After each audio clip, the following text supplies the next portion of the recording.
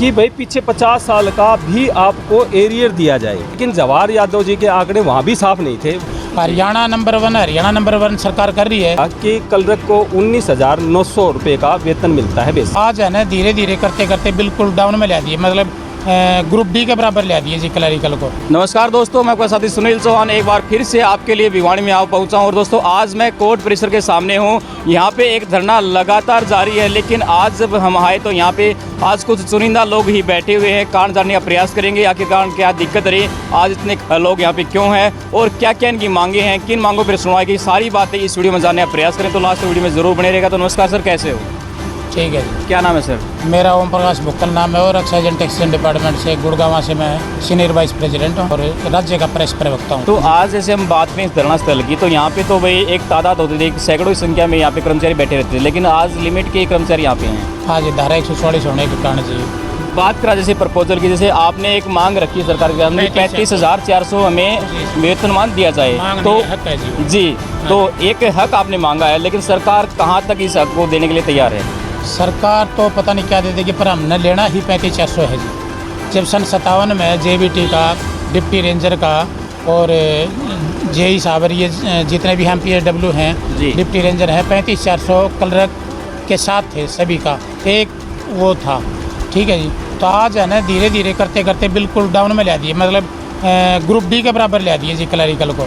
अभी कितना बेसिक आपका?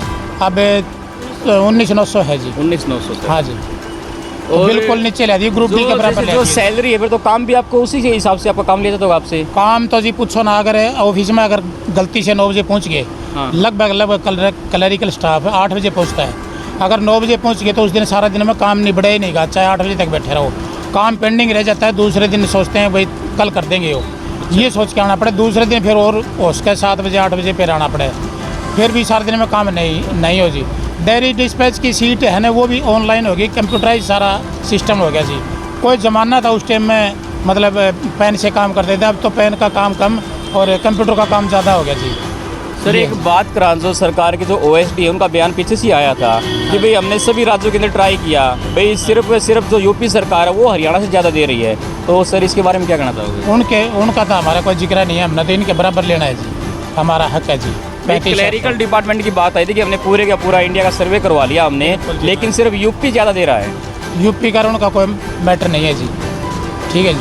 हरियाणा नंबर 1 सरकार कर रही है जी, क्योंकि ये जो तिमाही थी इसमें GST डिपार्टमेंट से ही हूँ जी सर। GST में 21% की इंक्रीज थी रेवेन्यू की जी। मतलब इतनी इंक्रीज थी। हरियाणा नंबर 1 है तो फिर क्लरिकल को पीछे क्यों छोड़ दिया जी? इनका भी है ना, इसीलिए जब रेवेन्यू में नंबर 1 पे है, यूपी है, पंजाब है, राजस्थान है, दिल्ली है, वहाँ के मुकाबले यहाँ का रेवेन्यू 1.25 है जी।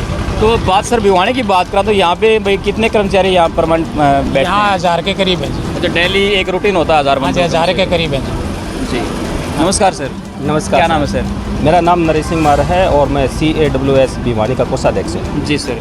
तो जो हड़ताल है भाई, ऐसा क्या नौबत है कि आप लोगों को जो सरकारी कर्मचारी होते हैं वो तो सरकार की एक रीढ़ की हड्डी होते हैं, उन्हीं को सरकार के खिलाफ बैठना पड़ गया? ऐसा है, ये एक लंबी लड़ाई है जी।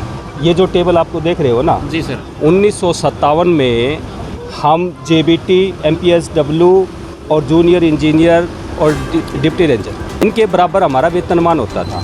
लेकिन जैसे जैसे फाइनेंशियल कमीशन आते गई, क्लर्क को पीछे छोड़ते चले गए और बाकी जो समकक्ष कैटेगरी थी उनके वेतन को बढ़ा दिया। इसका परिणाम ये हुआ कि क्लर्क को 19,900 रुपये का वेतन मिलता है बेसिक जी। और हमारे जो साथ के थे साथी, जैसे जूनियर इंजीनियर हो गए, JBT टीचर्स हो गए, फॉरेस्ट के ये रेंजर्स हो गए, इनका हो गया 35,400। तो हमने गवर्नमेंट से 2014 से पहले से ही 35,400 की मांग की थी, जो कि पंजाब के समान वेतनमान था। उस समय गवर्नमेंट ये कहने लगी कि आपको पंजाब के समान चाहिए तो पंजाब में जाके बस जाओ। अब हम हरियाणा में, जब हरियाणा नंबर 1 हो गया तो उसके रिवेन्यू के हिसाब से और अपने काम की समीक्षा के आधार पर हम 35,400 का राइट मांग रहे हैं, जो कि JBT और उनके बराबर है, वो हमारे साथी थे 1957 में। अब गवर्नमेंट ये कहती है अब भाई पंजाब के अंदर ये मिल रहा है, उसके अंदर ये मिल रहा है, राजस्थान में इतना है और यूपी की सरकार ये दे रही है। तो पहली बात तो हम उसके साथ में कोई कंपैरिजन नहीं करना चाहते जी, बिल्कुल। लेकिन जवाहर यादव जी के आंकड़े वहाँ भी साफ नहीं थे, वहाँ भी वो झूठ फैल रहे थे। कैसे? क्योंकि हिमाचल के अंदर है ना 20,200 रुपये का बेसिक वेतनमान क्लर्क को स्टार्टिंग में दिया जाता है। 2 साल का प्रोबेशन जैसे ही उसका क्लियर होता है उसके बाद में 30,800 रुपये का वेतनमान उसको दिया जाता है हिमाचल के अंदर। लेकिन एक और बयान में उनका आया था पीछे से, उन्होंने कहा था जो क्लरिकल जो डिपार्टमेंट है अभी दूसरी सीढ़ी के ऊपर है, हाँ, लेकिन वो दूसरी से छठी पे डायरेक्ट भी उनकी मांग कर रहे हैं। दूसरी की भी तीसरी आती, चौथी आती, 5वीं आती है, लेकिन ये डायरेक्ट छठी की मांग कर रहे हैं। कारण है उसके, कारण ये है ना कि जैसे 1969 से हम पिछड़ने शुरू हुए, 1963 तक 50 साल का गैप हो गया। अगर उस गैप को 10-10 साल में फाइनेंस कमीशन आता है, अगर वो टाइम के ऊपर वेतनमान बढ़ाते हुए चले जाते हैं, हमारी समक्ष जो कैटेगरी थी उसके बराबर हमें देते हुए चले जाते तो ये नौबत नहीं आती। लेकिन हर सरकार ने, चाहे वो कांग्रेस थी या भजन लाल की सरकार थी या बंसी लाल की सरकार थी, कोई भी जो भी सरकार यहाँ पर आई, उसने क्लर्कों के साथ में कभी भी न्याय नहीं किया और उसका वेतनमान जो राइट जायज़ था उसको दिया नहीं। अब ये फासला हो गया बहुत ज़्यादा। अब ये कह रहे हैं कि भाई कैसे एकदम से आपको FPL 6 के अंदर कर दे, लेकिन हमारा जो राइट बनता है वो तो हम तो अपना राइट मांगेंगे ना।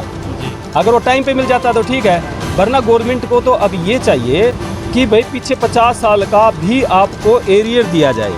जो साथी जो रिटायर हो गए हैं, अगर न्याय करना चाहती है गवर्नमेंट तो बाकायदा लिपिक साथियों के साथ में एरियर दे करके और उनको यहाँ अनशन से उठाया जाना चाहिए।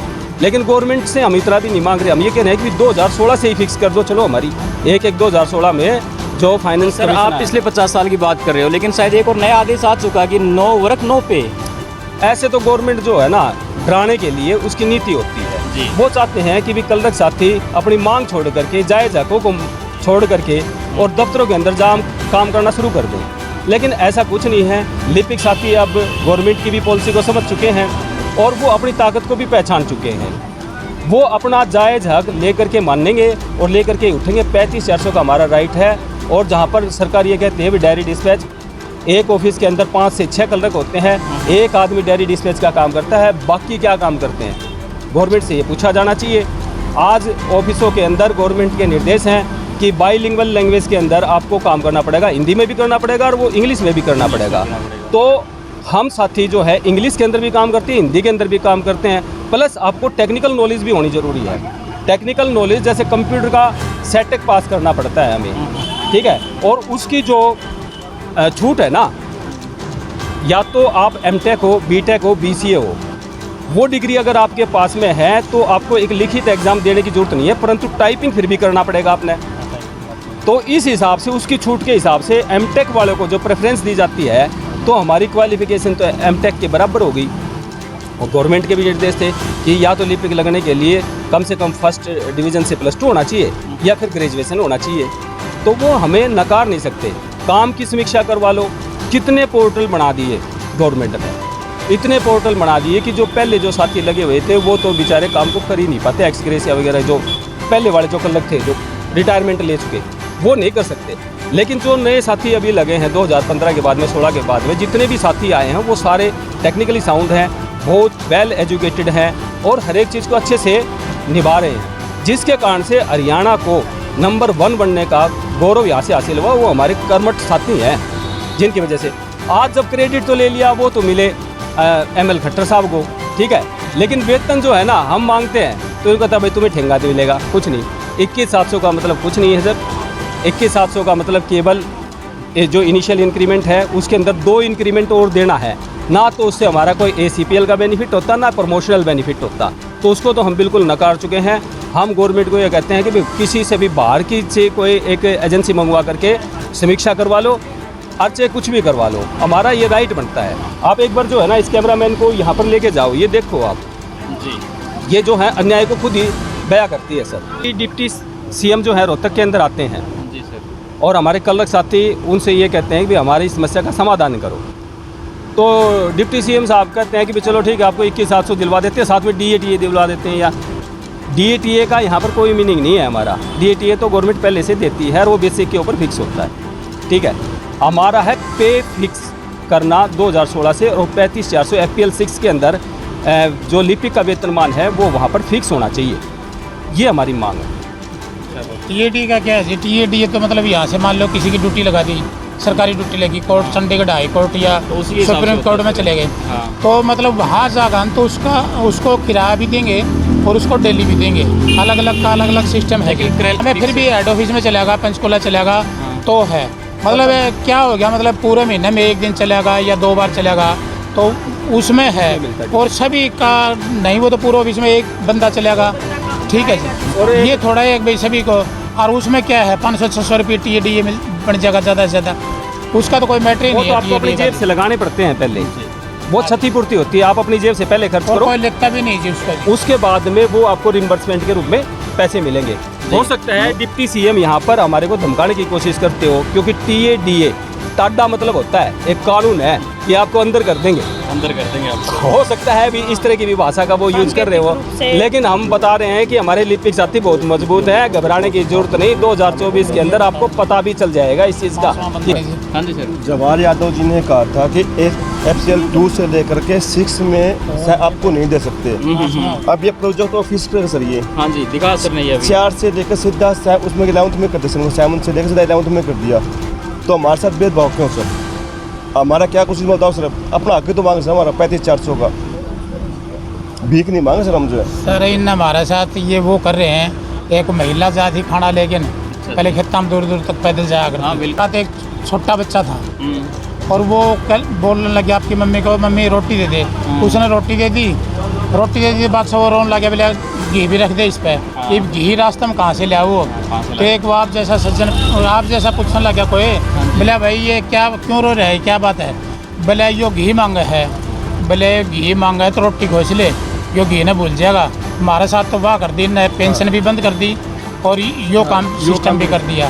तो हमारे साथ तो वाह बन रही है। अब ये वोटर है, ये वोटर कोई पाकिस्तान से आए क्या वोट डालने के लिए? जो सरकार बनती है, हम ही तो वोटर हैं, हमने ही तो सरकार बनाई है और हमारे साथ ये ऐसा खेल खेल रहे हैं। ये हमने आपको भाई यहाँ जो क्लरिकल डिपार्टमेंट उनकी बातें रखी। आज यहाँ पे भाई धारा 144 लागू है, इसलिए यहाँ पे स्ट्रेंथ कम है। आगे की अपडेट आपको दिखाएंगे, लेकिन इस वीडियो को इतना शेयर करें तो जो भी अधिकारी हैं, जो सरकार के जो नुमाइंदे हैं, उन तक अपडेट पहुँचे और जो इनकी जो बातें हैं, जो इनकी जो सोच है, उनके ऊपर सरकार कार्रवाई करे और जो इनकी मांगे हैं, जहाँ तक भाई इसके बातें हो सकें तो उसको सरकार पूरा करने का प्रयास करे। तो यहाँ की अपडेट आपको आगे भी दिखाएंगे। भाई कल परसों जैसे भी यहाँ पे स्ट्रेंथ होगी वो भी आपको दिखाएंगे, कितने कर्मचारी धरने के ऊपर बैठते हैं और धरना कितने दिनों से जारी